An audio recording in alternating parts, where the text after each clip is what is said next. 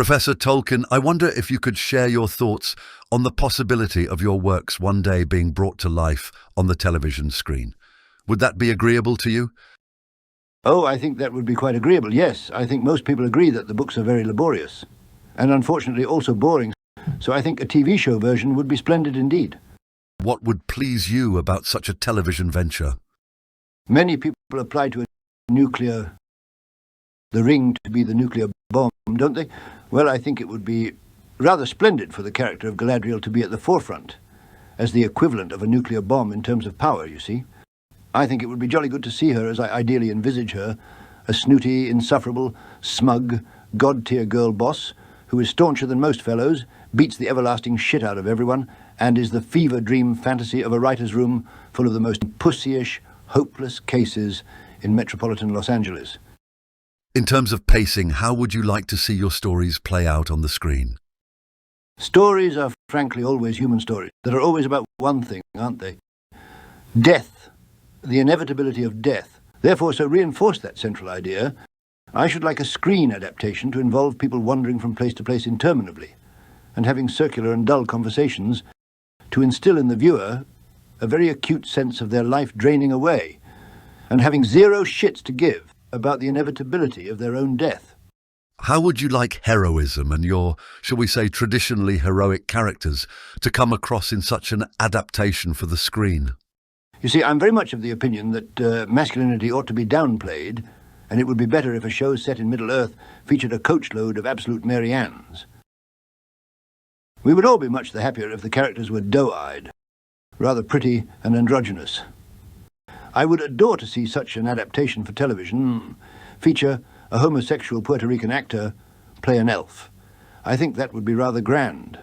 I should very much like to see Elrond look like he is the model in a shampoo commercial, with soft, flowing locks that maintain their exquisite curvature and contours.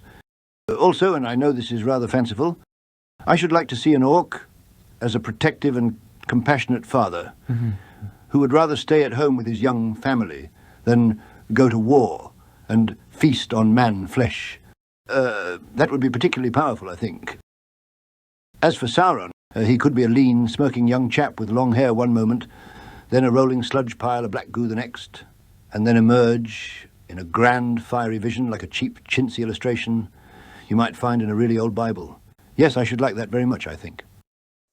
And how faithful would you like such an adaptation to be in terms of the rhythm, texture and authenticity of your language? If I were involved with the script for such a televisual venture, it would fulfill a yearning I have to include dialogue I sadly omitted from the books. For example, I have spent many afternoons in my parlour, smoking a pipe, working on some rather delicate epigrams. I think I'll read it to you. Panic is the fool's meal. It would be better to sup on patience. I have another here in my papers. A rumour is like a songbird. It may sound filling from afar, but up close it's an empty feast. Lastly, and I think this one is rather a corker, Sauron used me, and under his hand I was played like a harp, but to a melody not of my choosing. Your works are, of course, highly regarded for their action. Do you feel such sequences could be brought to life on the screen? Now, in regard to the big fight scenes and spectacle, I feel there is a great opportunity to bring such action to life with a good deal of realism. For example, I think it would be excellent to have Galadriel played by a 5'4" actress annihilating a huge group of orcs, performing all sorts of wondrous, gravity-defying acrobatics, launching herself onto a horse, flinging a lamp into the air and penetrating that lamp as it is twirling about, causing the equivalent of a napalm explosion. What would be rather charming, I think, would be for the orcs to simply be standing around so that the actress playing Galadriel cannot be thwarted or challenged in any way. Audiences would find that particularly engaging and good fun. Yes, and how do you ideally envisage the visual aesthetic for such a venture? Ideally, there would be a soft-focused chocolate box aesthetic, music, where the emphasis is squarely on volume and repetition rather than melody, and most importantly, an infusion of identity politics. You see, I feel quite sincerely that my work is just a guide, really, or a template to which future writers should feel free to co-opt and repurpose according to their own whims, desires, and preoccupations about identity, and use it as a means to express those ideas out into the wider culture. I would be dismayed If any adaptation were simply a faithful and recognizable one, no. It would be for the best if I were wholly left out of the equation.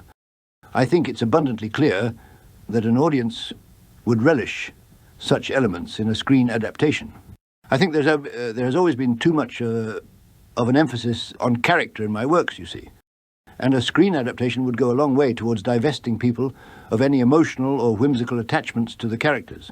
That is hugely to be encouraged. Lastly, Professor Tolkien, would you have high hopes for such a television adaptation years in the future? Not especially high hopes, no.